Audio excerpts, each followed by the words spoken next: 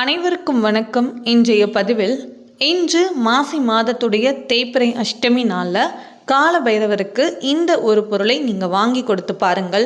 உங்கள் வாழ்க்கையில் எந்த விதமான தடைகள் இருந்தாலும் அத்தனை தடைகளும் நீங்கும். அதை பற்றின தெளிவான விளக்கம் தான் நம்ம இந்த பதிவில் பார்க்க இருக்கிறோம். இப்போ தான் நம்ம சேனலை நீங்கள் ஃபஸ்ட் டைம் வாட்ச் பண்ணுறீங்கன்னா மறக்காமல் சப்ஸ்கிரைப் பண்ணிக்கோங்க.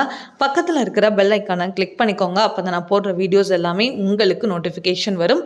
இப்போ வீடியோக்குள்ளே போகலாம். இன்று மாசி மாதத்துடைய தேய்பிறை அஷ்டமி.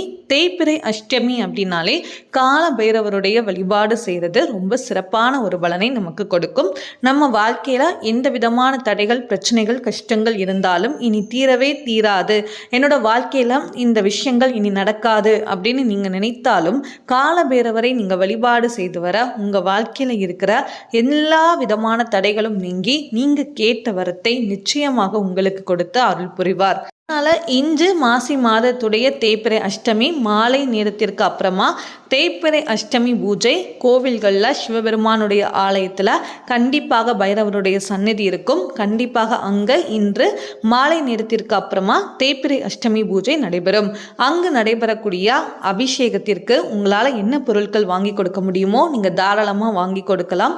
பால், தயிர், பன்னீர், இளநீர், தேன், பஞ்சாமிர்தம் இந்த மாதிரி பொருட்கள் வைத்து அபிஷேகம் செய்வாங்க. அதனால் உங்களால் வாங்கி கொடுக்க வேண்டிய பொருட்களை நீங்கள் தாராளமாக வாங்கி கொடுக்கலாம்.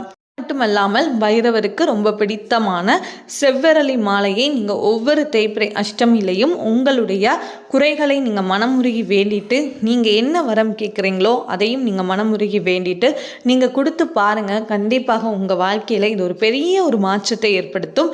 நீங்கள் வேண்டுதல் வைக்கிற அந்த வேண்டுதலில் இருக்கிற அனைத்து தடைகளும் நீங்கி உங்கள் வேண்டுதல் நிச்சயமாக நிறைவேற்றி கொடுப்பார். அதனால் ஒவ்வொரு தேய்பிறை அஷ்டமி அவருக்கு ரொம்ப பிடித்தமான செவ்வரளி மாலை நீங்கள் தாராளமாக வாங்கி கொடுக்கலாம். இன்று தேய்பிறை அஷ்டமி ஞாயிற்றுக்கிழமை வர்றது ரொம்ப விசேஷமான நாள்.